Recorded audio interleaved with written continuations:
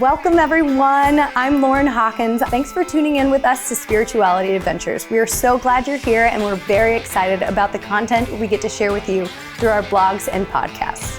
Spirituality Adventures is made possible by your support. One way you can support us is by liking, following, subscribing, or sharing any of these podcasts or blogs that you like. Another way you can support us is by going to our website, www.spiritualityadventures.com. There you can click the support tab and you can sign up for a monthly subscription or a one-time gift. We appreciate all your support. Now here's Fred. That definitely happens here. I'm going to sound speed. Should be tracking now. And it is. Welcome, everybody, to Spirituality Adventures. This is a non-judgmental place to explore spirituality, and we are excited to have Ben Wendt with us today. Ben and I have only had a brief conversation. My videographer, Matt Cox, introduced us, and I have now listened to your music, not all of it, but definitely your newest project. I've listened to some of your podcasts, and I've read up on your history. I've been stalking you for a week right now. I love it. So anyway, I got Ben Wendt in my head.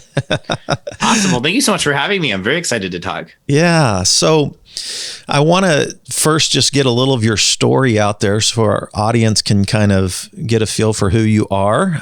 Sure. Like you're a Kansas City guy, growing up in Kansas City. Give us a little bit of your background, your history, kind of the short version. Sure. You want to give you the elevator pitch of me? Mm-hmm. So my name's Ben Wendt, born and raised Kansas City. Lived here pretty much my whole life. I lived in Warrensburg in college, which is kind of a suitcase city for a lot of the kids to go to school there. So, I mean, on the weekends, I was always in bands and stuff. And so even though I lived there, I was at, back in KC pretty much every weekend. So pretty much my whole life lived in Kansas City. I have a lot of passions. Music might be the most dominant passion that I have. And I have been involved in the Kansas City music scene since I was about 13 or 14 years old, been in bands and stuff.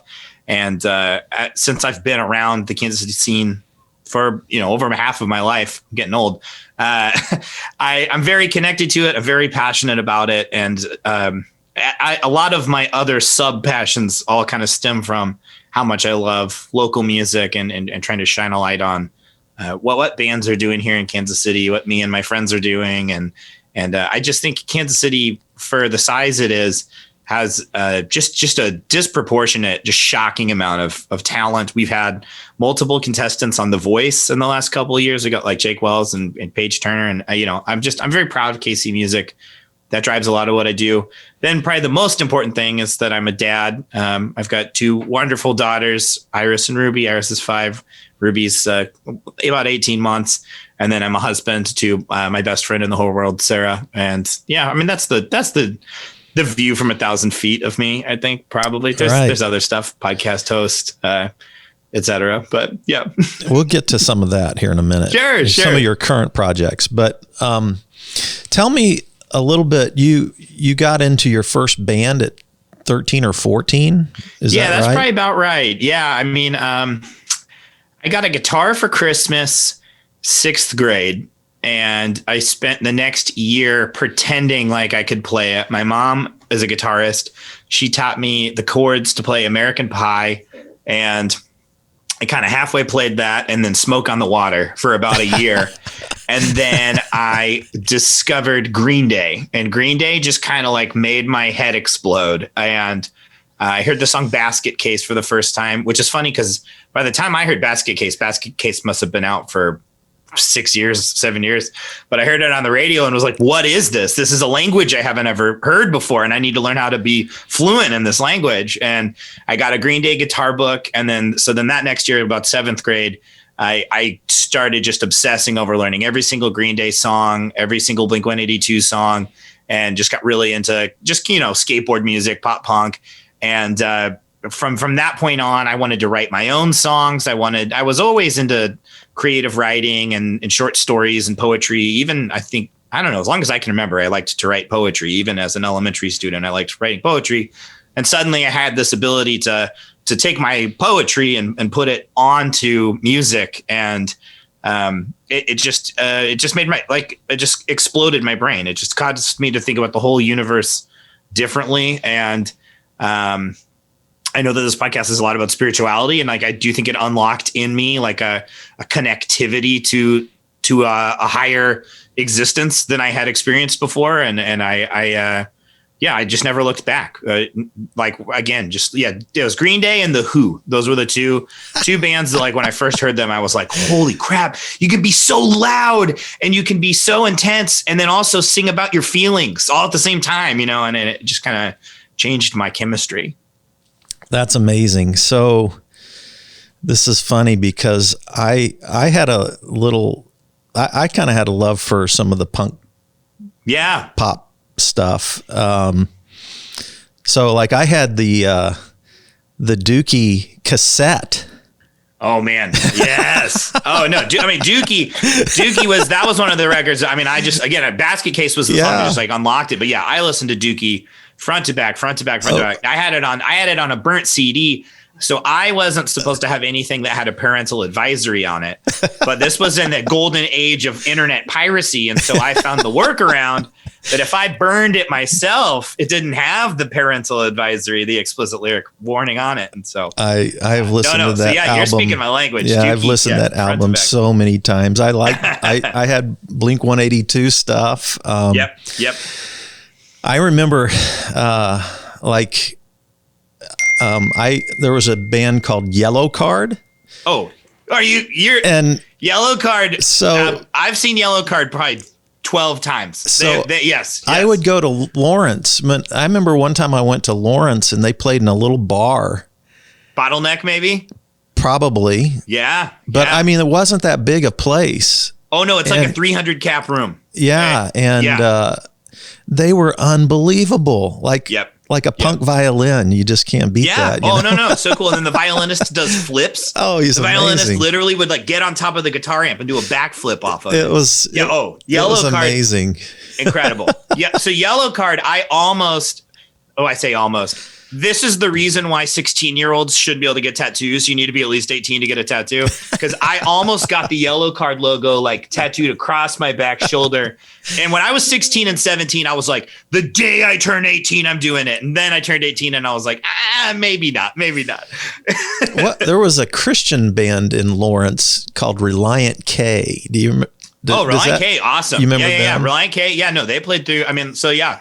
Reliant K. I think they're still kicking out stuff. I think they opened maybe for Yellow Card. I can't remember if that's right. I could totally picture them touring together. I can't remember, but anyway. Reliant K. They're a great band. They're still kicking stuff out. Is it? I haven't heard them in a long time. Interesting. I'll send you some. They put out a record. Gosh, now it's been 7 or 8 years, but it's called "Forget and Not Slow Down," and it's a really good record about loss and moving on, and I'll send it to you. It's really good. Cool. Beautiful piece of art. Cool. Yeah. So that was your stream that you swam in mostly in terms of music genres was punk. Did you? Yeah. Over the years, I definitely grew to like other stuff. The first time I heard Outkast, they really kind of unlocked something. I didn't really like hip hop until I heard Outkast. Oh. And Outkast kind of had some sort of they have like a little bit of a gospel sensibility. They're from Atlanta. They have something in their Southern roots is just a little bit more there's a lot more like bass guitar and occasionally organs and guitar and stuff, real drums, not just like a drum machine. And Outkast definitely unlocked something. And I definitely was into what was the name of their double album? I had their double album, Speakerbox. Yeah, I had that. And that one's crazy because he had each member of the band. They each wrote one half of the record, and So definitely some hip hop in there, but pop punk definitely dominated. And then my parents listened to really good music, so Paul Simon, Bruce Springsteen, The Who, Led Zeppelin, the Beatles, like all those I got from my parents, and that's definitely in there big time too. Right. So you had some kind of connection to the church worship world, is that right? Yeah. So I grew up Disciples of Christ, very very much like go to church every Sunday, pretty active in youth group. I would describe the church that I grew up in as pretty chill, pretty very positive message, like definitely not a lot of talk of like hell or damnation or anything like that. Way more about like God loves you, be a good person, that kind of stuff. What in the world does this psalm mean? How can you apply it to your life? And I'm very thankful for that I had that foundation. Again, I mean, like just so little talk of like sin and damnation and hell, and way more just like how you can use the Bible to like live a better, happier life. And then somewhere in college, the church I grew up in kind of changed quite a bit. The senior pastor basically got kicked out basically because the older members of the church didn't like how hippy dippy it was and wanted it to be a little more fire and brimstone. And when he left, the music director left, and the music director was my piano teacher and my vocal. She, like, honestly, like one of my favorite people in the whole world, taught me how to actually make music. And once the two of them were out, I kind of lost it. And then, it kind of was weird timing because that was college. And then college, I think a lot of people lose touch with church just because you're on your own for the first time. You're in charge of your own schedule for the first time. You're maybe going out pretty late on Saturday night. So it was weird because then I kind of lost touch of feeling like I had any kind of like physical space that was like a religious or spiritual home. And then right after college, got involved with Good Shepherd United Methodist, which is a church I feel very, very strongly about. I really like them. The head pastor, Mark Sheets, I think he's a genius. I think he's like truly a special person and a uniquely special vessel for just positivity in the world. And they started a satellite campus, and I was chosen to be the worship leader of that satellite campus. I had been very involved in the band, playing guitar, doing some vocals. A couple of times I filled in as the worship leader at the main campus. And so I think I kind of was the obvious choice as the worship leader for the new campus. Mm-hmm. And, what kind of music were you guys doing? Very, very cool music, man. So we did like a mixture of, K-Love, super, super contemporary stuff, David Crowder, Hillsong, oh gosh, why am I blanking so bad? That kind of stuff. City harmonic, a lot of city harmonic. But then what was really cool is that what we would almost always do is we would, like, right after the message, we would almost always do a secular song that, like, if you thought about it through the lens of the message, that suddenly this secular song had like a degree of spirituality to it. I thought that was really cool and really special. I really liked that a lot. Yeah. But yeah, so I don't know. I feel like I've been talking a lot. Should you talk more? I don't. No. This is I'm here to listen to you. Oh yeah, and yeah. So no, I actually find spirituality in secular music sometimes more so than I do in like clearly worship music, because sometimes it connects with my soul or my life experience and in a deeper way sometimes than just a praise or a worship song. Yep. I've had some worship songs through my life that have truly, resonated with my walk in that realm. But man, I listen to way more secular music, always have, than I do just straight Christian or worship music because of the spirituality in it to me. Yeah, I think what's hard with worship music is that so I kind of have this terminology in my head that like what I think worship music lacks a little bit is what I call Saturday music.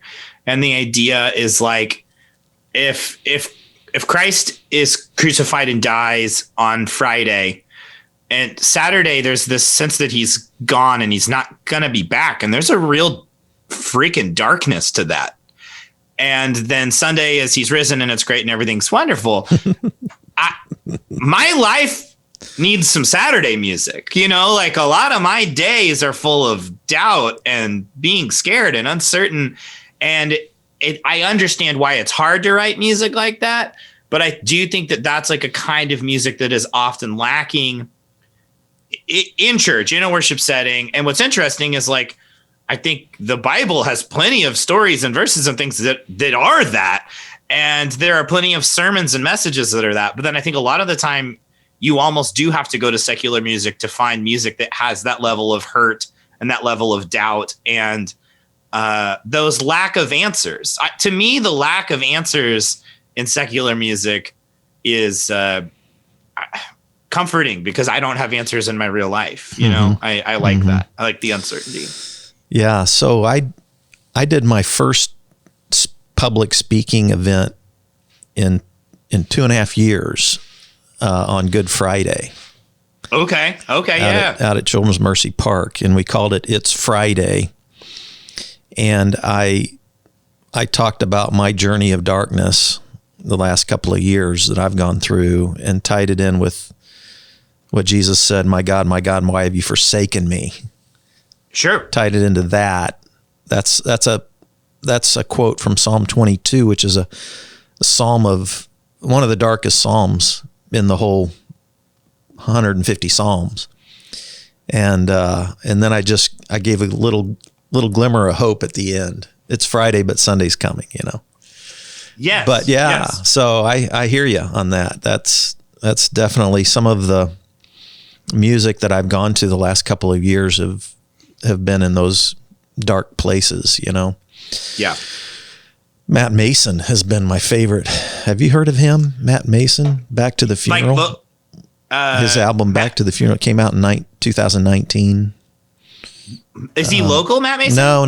Oh, there's a different Matt Mason. Okay. Yeah. I was going to say, I'm really good friends with a Matt Mason. No, I will look this up. Check that out. He's from either Bank on the Funeral. Bank on the Funeral. That's it. Okay. I will listen to that after this interview. Yeah. It's kind of a bit of a folk alt type album, but God, the lyrics are amazing. Yeah. And then he just dropped a new one, with a rap guy. I think he's from either Virginia. I think he's from the Tidewater area, and I lived out there for about 3 years. I think he was a homeschooled Christian kid who has gone through, you can tell, a lot of darkness, addiction, all kinds of stuff based on his lyrics.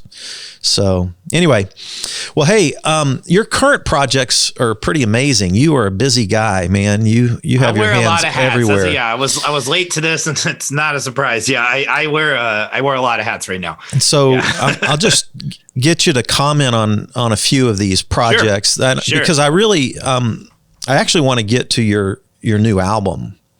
I'd love to talk about that. And whatever that's you want to talk about. That's kind of where I want to. That's where I want to land. But I kind of want people to get a feel for all the stuff that you're involved in right now. One of the things that a lot of Northlanders, especially, will be aware of is the Colony, coffee house and the bar that's there. And so I know that you're involved with the RINO. Yeah. And so you might give us a little background there. So, in the midst of all of, the last year, I don't know if you heard, but there was a global pandemic and it kind of ruined live music. So I had been the production manager of the RINO for a really long time. Well, since we opened, and basically last summer, 2020, late August or so, it was really looking like the entire establishment was probably going to have to close. And one of the owners left, and the remaining owner said, I don't want this to close. I need help. And basically turned to me, who I had run the RINO, the music venue side, and my buddy Ethan Bunce, who had run the bar side, and said, I would like to bring you guys on as part owners. And I believe in your guys' ability to right the ship. I think you guys can keep us afloat. And when that happened, me and my team, anytime I say me, I don't mean me. I mean like a royal me. I would be nothing without the amazing people who helped me there. But we organized a 12-hour live telethon to save the RINO. It was one of the most insane things I've ever done in my life because I hosted the entire thing. I was on hosting. We did interviews. We did live stand-up comedy, live streamed, like truly live. We did, there's this really great band, Listener, who were so kind to donate their time. They did a set, and we pre-taped that one. Did a live stream of Friends Faint Heart, who, oh gosh, actually, if you ever want to have a band on your podcast, I think they would fit your vibe really well. I'm interviewing John Terry next week. Oh, John Terry is a listener. Listener. I love John Terry. So John Terry is one of our sound engineers at the RINO. We're good friends. I love John Terry. He's one of my favorite people in the whole I'm going to world. check out this Faint Heart band. Yeah. They're great. Yeah. They're great. And they're definitely, they grew up pretty fundamental Christian and are their lyrics are very about faith, but it's about questioning faith. And we'll have a whole, you got to check them out. All right. But anyway, so this telethon, it was crazy, and we raised enough money, we saved it. And so now I'm a part owner. I will say that so technically we did legally have to rebrand, and Colony is no more. It's now called Cultivar. I won't get into the full legality of it, but the RINO still is the name of the music venue. And then we have Cultivar is kind of our catch-all umbrella for Post, who runs our coffee shop, Cheesy Street, who run the restaurant, which is this incredible macaroni and cheese and grilled cheese sandwich place. And then we also have a full recording studio in the back, the Triceratops room, and a photography studio, Ben McBee Photography. So we've got a bunch of things kind of all happening under one roof, very cool. But very community-centric. What's going to happen? I'm sure you guys are thinking about doing some live events now in the near future. So in May, every Friday and every Saturday, we have a concert or comedy show. Now, we're being very deliberate. We're being very safe. The safety of our patrons and our talent and our staff is very important to us. So we are normally a 140 cap space. We are selling 40 tickets to our events. So less than a third. And basically what it is you can either buy a pair of seats or 4 seats, and we have them kind of set up in a checkered board pattern, approximately 6 feet apart all the way around. And that took some time. That took about 2 or 3 hours and some measuring tape of me going, okay, how many chairs can we safely fit in here? Interesting. So for the next month or so, we're going to be at 40. If we're going to let the science dictate everything, if the numbers get better, then we'll probably, bump that up to 50 or 60 and just slowly over the summer get back towards normal. But it feels very good to be talking to musicians and comedians and booking stuff. I feel useful again. I feel know, isn't that crazy? Man, like a toy coming out of the attic. Man, events and hospitality were the things that just got nailed. I'm telling you, I will say this, just a little behind the curtain, is that our landlords, I think sometimes get a bad rap, sometimes reasonably. So our landlord happened to forgive almost all of 2020's rent for us. And if they hadn't, we wouldn't have made it. Wow. We would not be open. And so I will always be grateful for that. They thank said, you, whoever you are. Thank you out there. NT Realty, for real though. They said, you guys are important to this community. The community would be different if you guys close. And so, we wouldn't be here again. Anytime I ever say me, I don't mean me. I mean, I mean 30 people. Exactly. All right. Then tell us about Ope Radio. Oh my gosh. I've listened. This is your your podcast. And yes. It's a project that you do with Pitch Magazine. That's correct. Yep. Give us your thoughts behind Ope and why you picked the name Ope. That's interesting. Ope, yeah. So if you're from the Midwest, you say Ope like a tick. You can't help it. Ope, I'm going to sneak past you real quick. Ope, hey, did you know you dropped that? It just pops out. My 18-month-old says it. I mean, it's just bred into the Midwest. And I liked the idea of, I'm just going to steal an hour of your time and show you some music. So basically, when Homegrown Buzz, which was the local music show on 96.5 The Buzz, got shut down. Yeah, I used to love that. I loved it. It changed my life. I remember being 14 years old and being like, the goal is to get my music played on there. And then I remember getting it played on there when I was like 18 or 19 and being like, my goal is to get played again, and like, I mean, that show changed my life. And when it went out, I felt like there was just this hole, and I felt called to it. Maybe that wasn't my place, but I felt called to it. I said, Kansas City needs as many outlets to support local music as possible. And the fact that we just lost this institution is not good. And so I started doing every Monday. It's an hour long. I play 10 songs by local musicians. I try to sneak some interviews in there too. And the goal for me is I try to apply context. I think that the hardest thing about finding new music is context. I think we're so much more likely to listen to a new album from a band that we've already heard than we are to try a new artist. And we're way more likely to try a totally new artist if one of our friends recommends them. And so my goal is I want to be the guy who says, oh, hey, if you like Death Cab for Cutie and if you like Jimmy Eat World, you're going to love this band Faint Heart. They're so good. They sound like Jimmy Eat World meets Death Cab for Cutie. And then I play you the song it's and a you good hear, combo. oh my gosh, that is what they sound like. And then hopefully you go on Bandcamp and you buy the record. And so my goal with that is just to shine a light on local music, boost attendance at concerts, help these artists make a little bit of money. Because to be frank, anybody who's at the local level, even if they're really, really hustling, best case scenario, they're breaking even, but most likely they're sinking thousands of dollars into this hobby that is emotionally rewarding, but not fiscally. And I try to help in any way I can to kind of boost the economics of it. That's great. I caught a few episodes just in the last Thank you for week, listening. And it looks to me, or at least the ones I listen to, you actually play several of their songs, right? Yeah. I try really hard to. I try to like be about 15 minutes of their music a lot of times. Yes. Coupled up with interview of the artists and all of that. Excellent. I try really hard to apply context. And I think that one of the things that's freeing about a podcast versus the radio is the radio gets a single and they need to play the single because that's the song that boosts sales or whatever. I don't have any. So if I have the album and I like 3 songs off the album, I'll just be like, yeah, I'm gonna play these 3 songs. It doesn't matter if it's a single or not because I'm not the radio, and that's, I think, a really freeing thing about the podcasting medium. I really like that a lot. Excellent.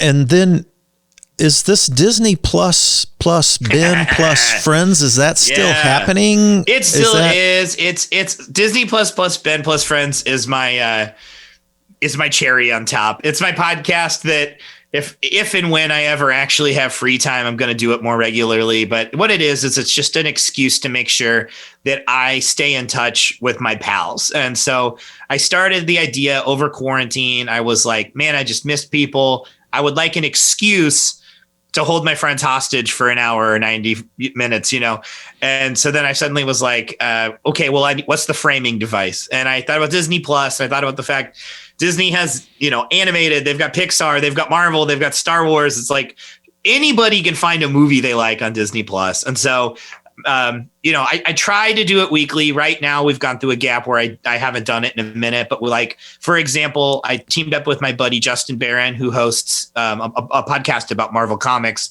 And we broke down every episode of WandaVision as it was coming out and just kind of talked about our fan theories and what we thought about it. But yeah, so Disney plus Ben plus Friends, it's the thing in my life that I wish I could give just a little more attention to because I am proud of it. It is a lot of fun. And I'm hoping that over the summer when my wife is a teacher, when she's home a little bit more and can kind of, help sheepdog the kids a little bit, maybe I'll find a little bit more time to make sure that that's a little bit more regular. Yeah. I was looking at that. Did you ever read the book that Ed Catmull wrote called Creativity Inc.? No, tell me about it. Well, so, he's the guy that founded Pixar, Ed Catmull. Yeah. And he ended up buying, they got bigger than Disney. And so then they ended up buying out Disney. Right. And he wrote a book on how he goes about creativity. It's called a I would love to Creativity read Inc. that. It came out maybe 4 years ago, something like that. And I loved it. You're giving me a whole list. I'm so excited. Well, no, I just loved I loved his approach to creativity and how they work with their artists and their writers and all that kind of stuff. And seems like it'd be right down your alley. I'm writing all this down. I've got Creativity Inc. I've got that I need to listen to Bank on the Funeral. I'm Good very stuff. excited. So you've done a little bit of acting, is that right? And that's right. Writing and so like screenwriting stuff. Yeah. As So well? my degree is in creative writing, emphasis in poetry, but I also write plays and I've written 2 novels that maybe one day I'll get around to getting them published. And I like to write screenplays and short films. And I've worked with our mutual buddy Matt Cox. And my partner, I kind of call my creative writing partner Jacob Roberts, who's usually he directs, and then I act, and then we kind of co-write together our short films a lot of the time. But that's file that under just the same file as Disney plus Ben plus Friends, which is a creative endeavor I wish I had a little bit more time for. But I did acting all through high school and college, and I love acting. I love writing. I especially like to create characters. It's especially fun to write something and then act in it. I find that to be very fun because you get to conceptualize kind of what it should look like. And then there's a whole different challenge of actually embodying the thing that you wrote. I like that a lot. Yeah. Real quickly, give us your favorite series to binge on right now, either on Netflix or Amazon Plus or Hulu or whatever. Yeah. So what I just binged that I think is one of the most charming little shows ever is Gavin and Stacey. It's on HBO Max. It was co-created by James Corden. That's actually like where he got discovered. And it is this BBC show. There are, I think, 3 seasons and a Christmas special, very short, very British.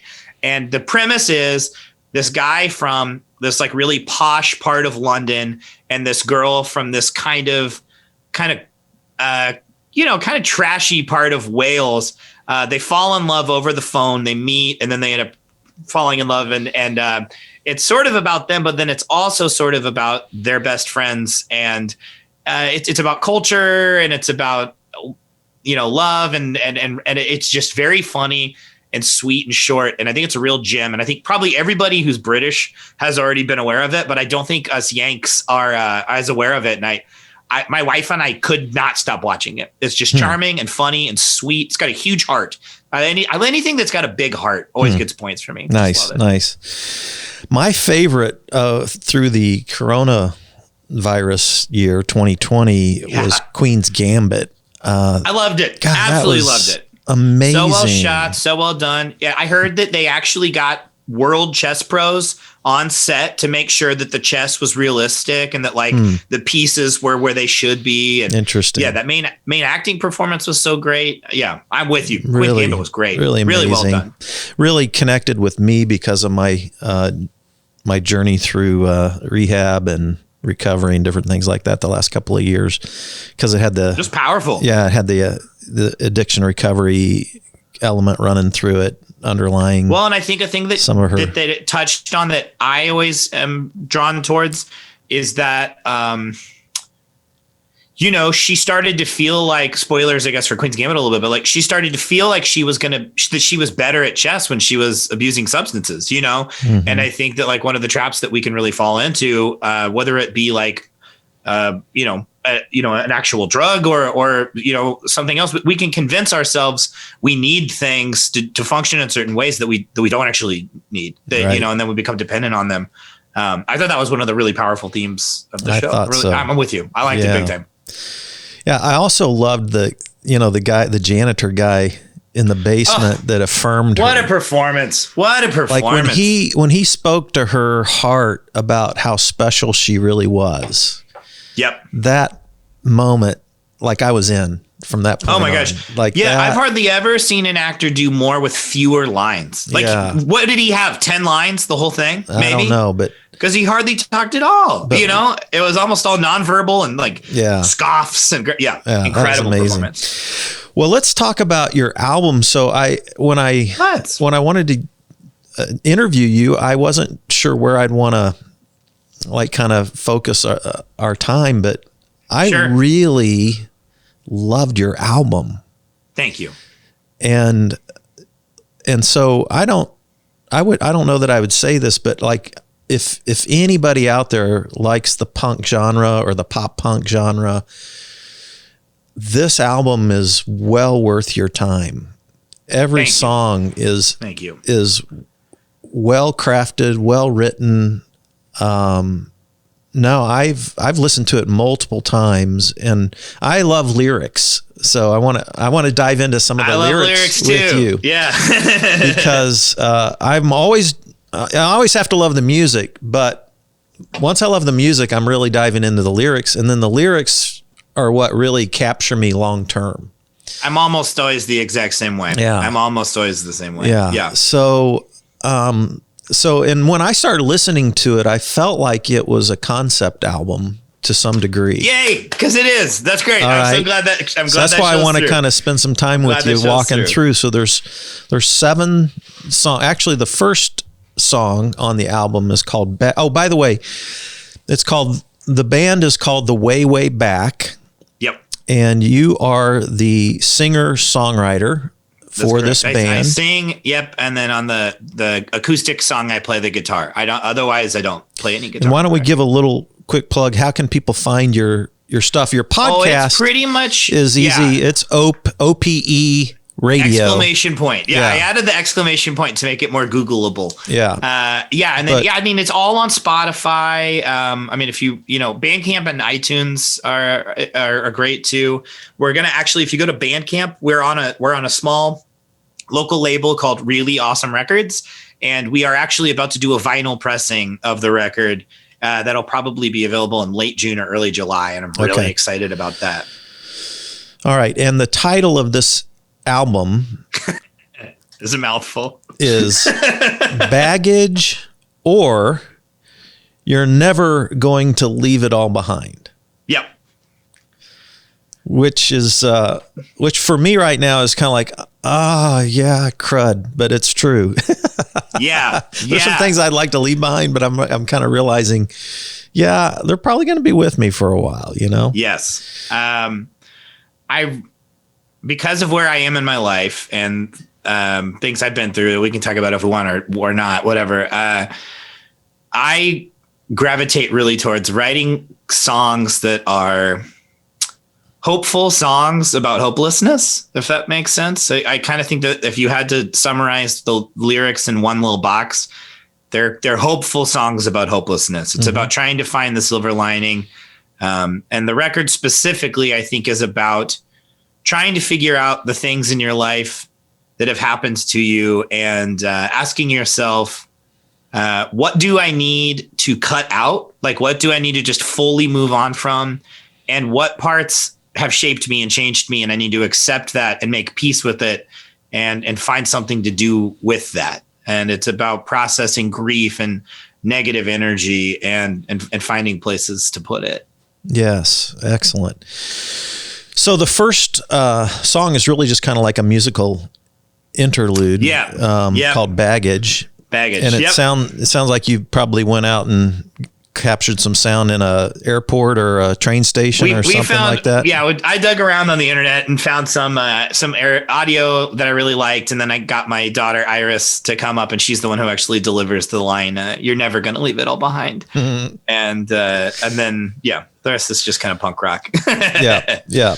And then you jump the first song, "I'm Not Afraid to Walk This World Alone." Yeah, we like long, pretentious titles. Definitely a breakup song.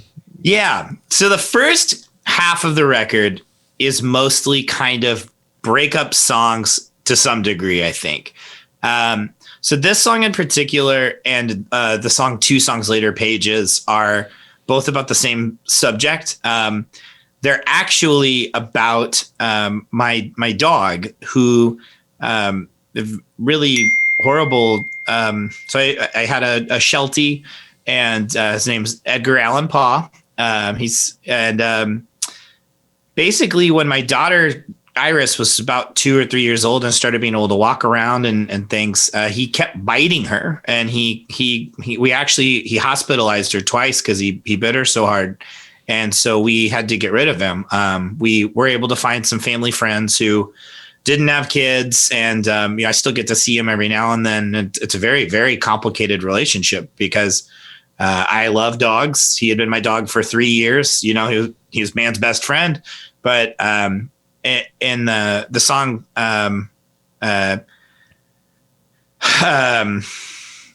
Pages there's a lyric where I say, "Why'd you make me choose when you knew I was never going to pick you?" And that very much is about him and saying like, you're a dog. Why would I ever pick my human daughter over you? But so both of those songs are very much breakup songs about, I tried to channel that into a more broad. I try to make my lyrics so that they're true to me and true to my experience, but also I will change the story a little bit to make it more relatable. Mm-hmm. And so I wanted it to feel a little bit more like somebody that you thought you were going to marry or maybe a best friend. And the idea is, regardless, that one, the chorus is, we could have built something real, but you knocked it down. And this idea that like, I thought you were going to be here forever, and you chose to leave, and you chose to knock this down and break this beautiful thing.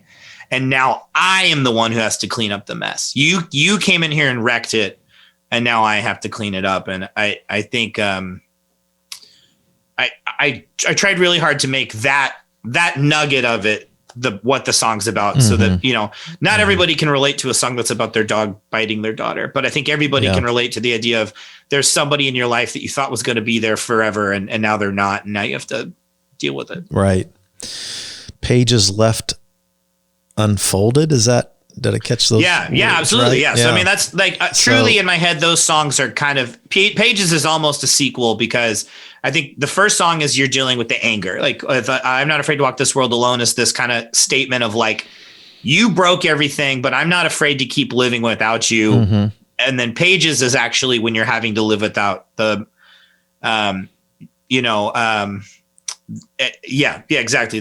I suppose what hurts me most are these moments left unfolded. Do me a favor, when I cross your mind, dog ear those pages and highlight all of my best lines. And this thought of kind of like, you're not in my life anymore, and I'm probably not ever going to see you again, or maybe I'll see you sometimes, but I hope you think of me. And I hope when you do, I hope you think of me fondly, and how complicated that is. Mm-hmm. And I threw a little bit of former romantic relationships in there too. I'm happily married and have been for long enough that I have to really fictionalize that part of it. But Pages has the lyric, mm-hmm. I hope our paths don't cross. I hope we're polarized to keep pushing apart. But if you come this way, I can't say with any confidence that I won't ask you to stay.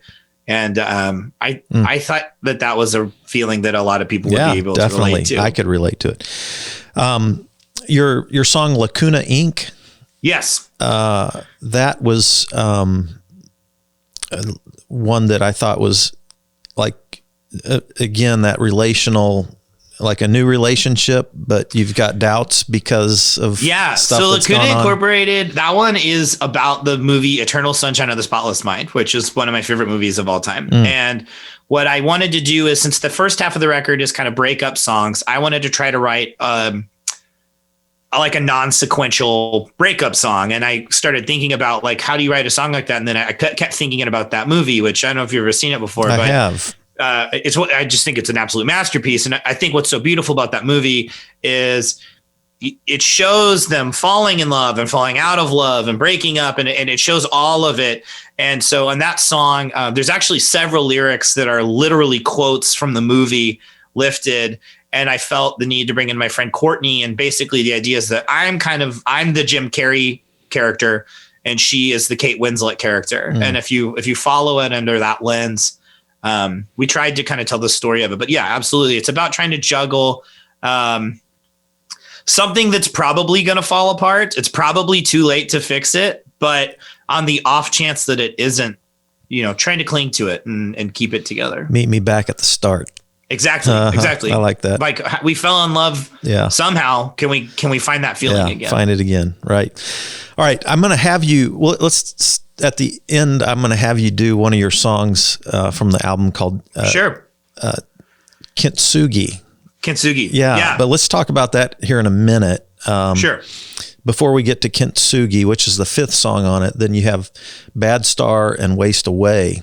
Yeah. And Bad Star, I understand, was won a nomination, or actually won the best local song of 2020. Yeah, that was really Pitch an voted on. honor. Yeah, it really was. I mean, I'll be very frank.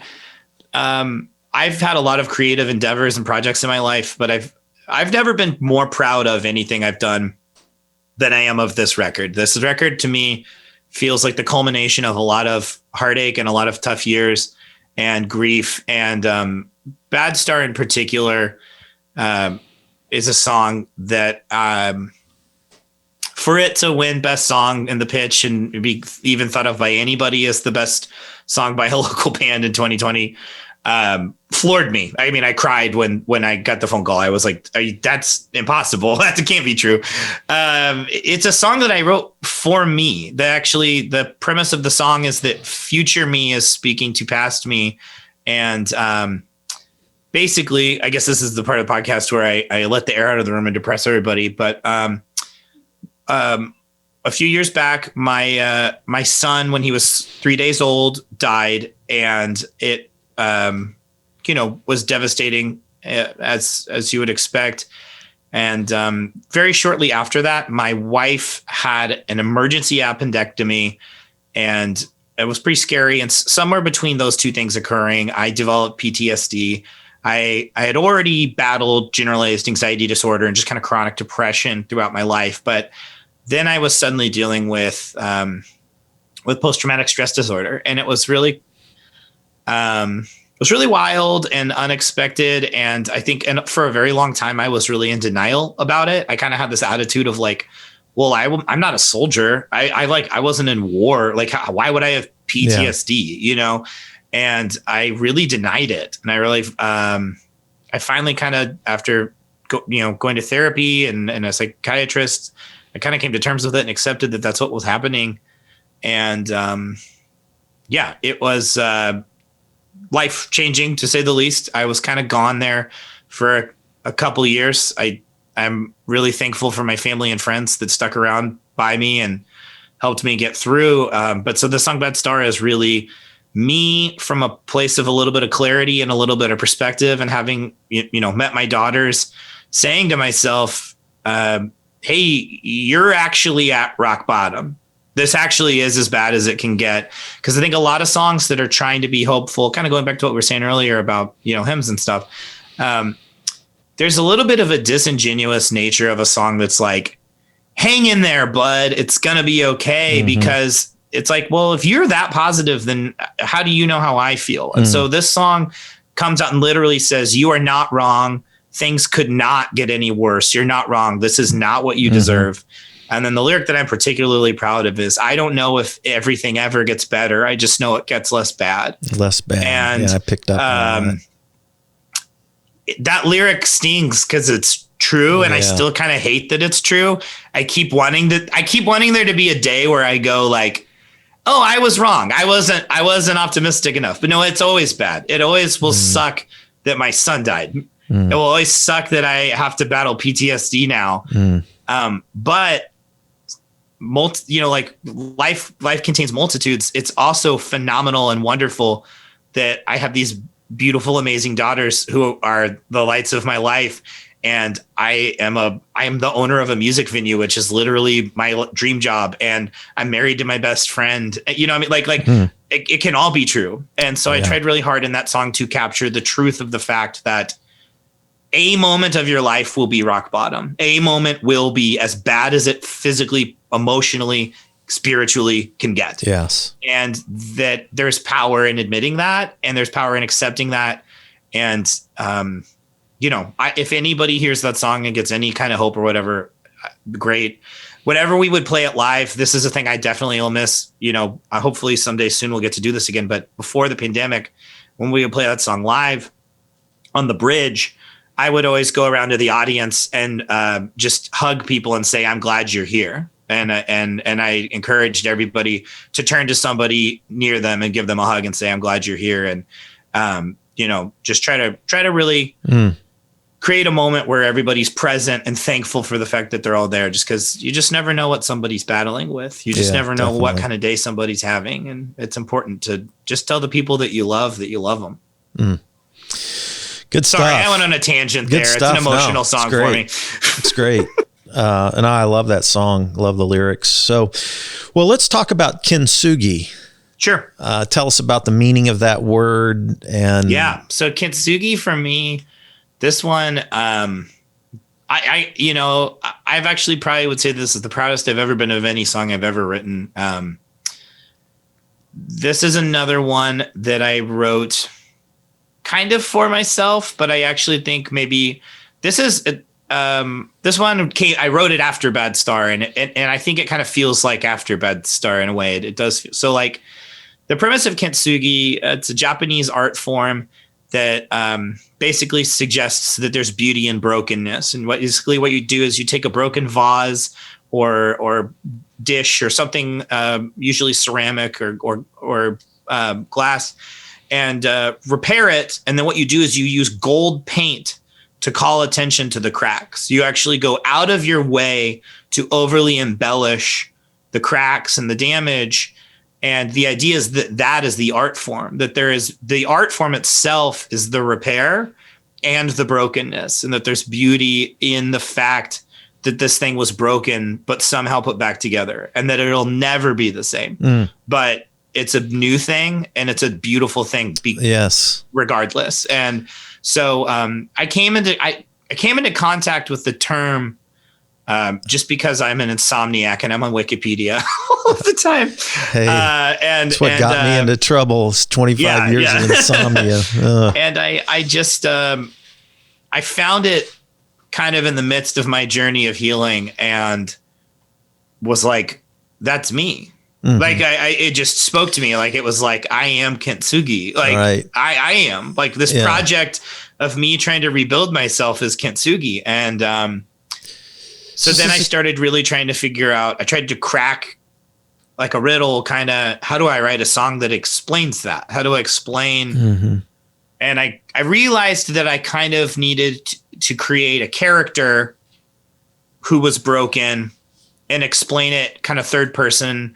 I used Paul Simon and Bruce Springsteen as a big influence there, and try to create a character, this person who is broken, and she is she's trying to heal. She's like the lyrics on the chorus, it basically is like you've tried medication, you've tried meditation, you've prayed, you've changed jobs, you've done everything you can, but there's a part of your hurt, there's a part of your trauma that will never go away. And then on the bridge, I changed the narrative from being about this third party to being about me specifically. And I try to put skin in the game.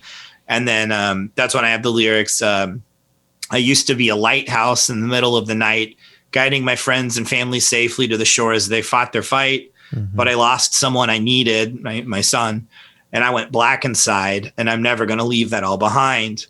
But I'm going to fight. I'm going to call attention to my repair using gold to fill the cracks. And I was gone there for a minute, but I swear I'm finally back, and I might never be the same, and I might never glow as bright, but I'm still here. So I'm going to make some light.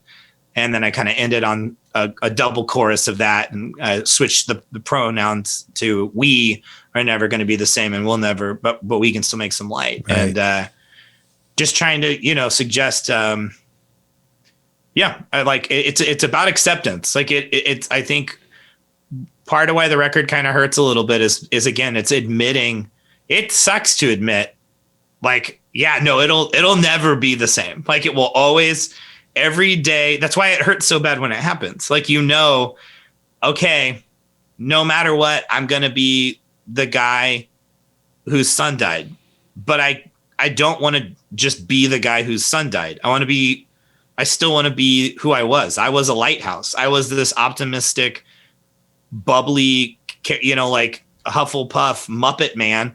And I can't just let that die with my son, and maybe I cry more at movies than I used to. And I have PTSD now and I have flashbacks, but that doesn't mean that I can't also still, tell jokes and laugh really loud and be a goofball. Mm-hmm. And, Yeah, so good. I love this as a metaphor. I think, the Japanese have a few words that capture that kind of beautiful imperfection, or this idea of, there's beauty in the repair, which is just awesome.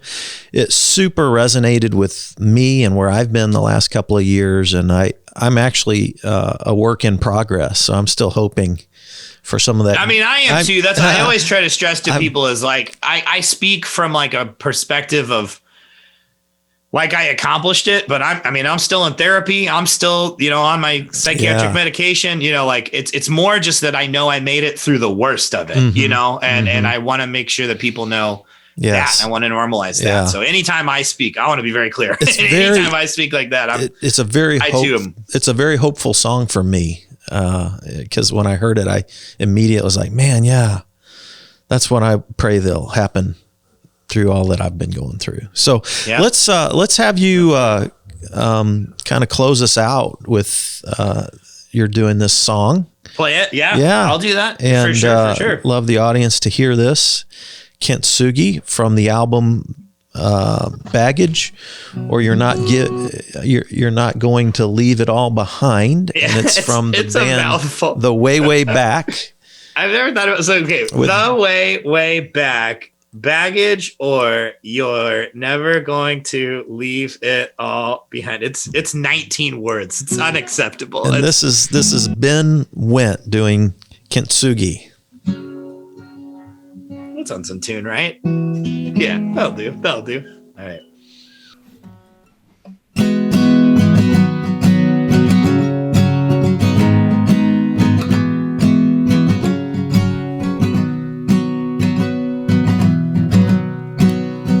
You circled the date and told yourself it'd be the day you run away. You got prepared. You told your brother and 2 friends from work, left the whole rest unaware. Brother looked you in the eyes, asked you if you were scared. You just smiled and said, I'll tell you when I get there. So you packed up all your bad dreams and the ghosts that haunt you most, left them stranded at the station as you fled for the West Coast. But no matter where you run to, no matter where you hide, you're never gonna leave it all behind. You planted roots and told yourself that by the fall you'd bear some fruit. Stretched your branches out. You made some new friends in that shade. You never really shook the doubt. Your brother called you up concerned in the middle of the night. You said, I'm not scared, I just can't see the light. But you took all the medication, meditated, exercised. The demon still snuck up on you in the middle of the night. 'Cause no matter who you pray to, no matter how hard you try, you're never gonna leave it all behind. When you woke up in the morning, it was just another day, but the sunset left its tattoo on your brain. People talk about being broken like there's some way to get fixed. They don't tell you what to do when the pieces left don't fit. Well, I used to be a lighthouse in the middle of the night, guiding my friends and family safely to the shores they fought their fights. But I lost someone I needed, and now I'm black inside, and I'm never gonna leave that all behind. But I'm gonna fight. Yeah, I'll call attention to my repair, using gold to fill the cracks. Now I was gone there for a minute, but I swear I'm finally back. And I might never be the same, and I might never glow as bright, but I'm still here, so I'm gonna make some light. Okay, yeah, I might never and I might never glow as bright, but I'm still here, so I'm gonna make some light. Okay, yo, we might never be the same, and we might never glow as bright, but we're still here, so let's try to make some light. Yay. Awesome. Thank you. Thank you. I love that. Enjoy it. All right, everybody. Thanks for joining in to Spirituality Adventures. We appreciate it. And check out Ben Wendt's album. Very good. Love it. You'll get a lot out of it. And thanks for joining us, Ben. Thank you so much for having me. This was really enjoyable. All right. We'll see you next time. Thanks again for tuning in. Remember to visit our support page at www.spiritualityadventures.com. If you like what you heard, be sure to share it and leave a comment. Thanks again. Have a great day. Harvey Media Production.